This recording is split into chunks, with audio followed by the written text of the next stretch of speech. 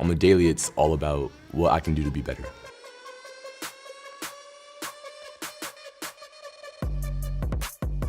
My alarm usually goes off at 5 in the morning.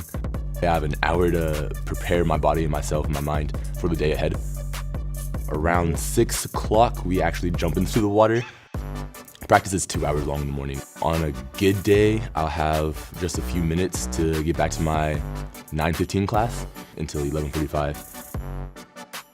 After class, I eat, I study, and then after that, I'm usually at practice by 1:15, 1:30. We'll do about an hour of that physical activity outside of the water, and then we'll get in the water and we'll swim.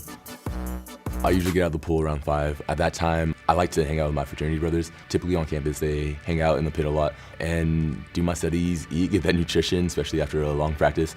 Any time after that is usually when I go home and I start to work on my music.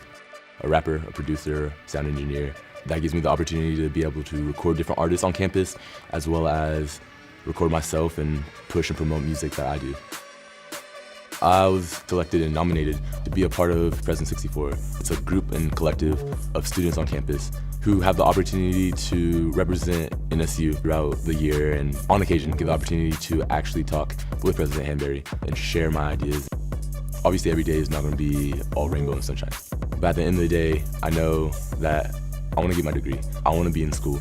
I want to make music. I want to have that success and that drive to impact others, to make a difference. And ultimately, that's the goal, right? To wake up the next day and say, hey, this is what I did yesterday, and hey, this is what I did the day before. And maybe I can better that, potentially leave something behind that is bigger than myself.